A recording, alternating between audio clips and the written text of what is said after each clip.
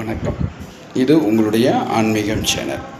இப்போ நம்ம ஜோதிடம் சார்ந்த விஷயங்களை நம்ம நிறைய விஷயங்களை ஆய்வு செய்து ஸ்டெப் பை ஸ்டெப்பாக மக்களுக்கு நம்ம கொடுத்துக்கிட்டு வந்துட்டுருக்குறோம். ஜோதிட ஆர்வலர்களுக்கு, ஜோதிடம் சார்ந்த ஈடுபாடு உள்ளவங்களுக்கு அவங்களே தெளிவாக தெரிஞ்சுக்கிற அளவுக்கு துல்லியமாக கொடுத்துட்ருக்குறோம். ஒவ்வொரு வீடியோவை ஃபஸ்ட்லேருந்து வீடியோ பார்த்தா தான் புரியும். ஒவ்வொரு வீடியோவும் நம்ம கரெக்டாக அந்த தொடர்ச்சியாக கொடுத்துட்டு வந்துட்டுருக்குறோம். இப்போ இதில் பார்த்தீங்கன்னா இது வரைக்கும் நம்ம ஒரு பாவத்தை எவ்வாறு ஆய்வு செய்வது அப்படிங்கிற விஷயம் வரைக்கும் தெளிவாக கொடுத்துருக்குறோம். இப்போ உதாரணத்துக்கு ஒரு ஜாதகருடைய லக்ன பாவத்தை ஆய்வு செய்வது எப்படி, ஒருவருடைய ஜாதகத்தில் லக்ன பாவம் அப்படிங்கிறது என்ன மாதிரி இருக்குது அப்படிங்கிற விஷயத்தை நம்ம பார்த்தோம் அப்படின்னா, ஜாதகருடைய நடை உடை பாவனைகள், என்ன ஓட்டங்கள், செயல்பாடுகள், தோற்றப்பொழிவு, இது சார்ந்த விஷயங்களை ஆய்வு செய்யும். லக்னாதிபதி நல்ல நிலையில் இருக்கிறார், ஜாதகர் நல்லா இருப்பார்.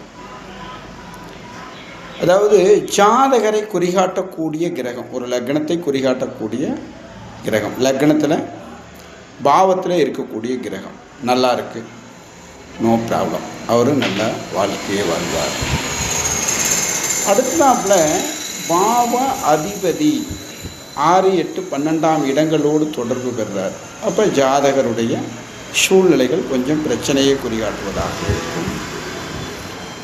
அதே மாதிரி பார்த்திங்கன்னா 6, 8, 12 அதிபதியோடு சேர்க்கை பெறுறாரு. அப்போ கொஞ்சம் பிரச்சனையை குறிகாட்டக்கூடியதாக இருக்கும். அசுப கிரகங்களான ராகு, கேது, சனி, செவ்வாய் இவங்களோடு சேர்க்க பெறாரு. அப்போவும் கொஞ்சம் ஜாதகர் பிரச்சனைகளை அனுபவிப்பார் அப்படிங்கிற மாதிரியெல்லாம் சொல்லிகிட்டே போகலாம். இந்த மாதிரி நிறைய விஷயங்களை சொல்லிகிட்டே போகலாம்.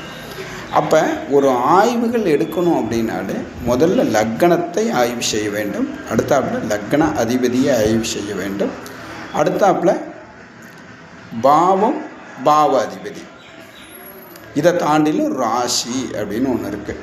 அப்போ இந்த விஷயங்களை ஆய்வு செய்யும் பட்சத்தில் ஜாதகர் எல்லாம் சிறப்பாக இருக்குது, ஜாதகர் நல்லா இருப்பார், அவர் பிறந்ததிலிருந்து எந்த விதமான குறையும் இருக்காது, அவருடைய நடை உடை பாவனைகள் மற்றவர்களை கவரக்கூடியதாக இருக்கும், அவர் அந்த நடை உடை சார்ந்த விஷயங்கள் அவருக்கு மேன்மை தரக்கூடியதாகவும் முன்னேற்றம் தரக்கூடியதாகவும், இந்த மாதிரி அப்படியே பாசிட்டிவாகவே சொல்லிட்டு போகலாம்.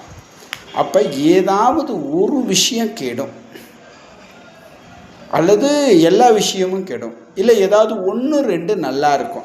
அப்போ அந்த 1, 2 நல்லா இருக்குது அப்படிங்கிற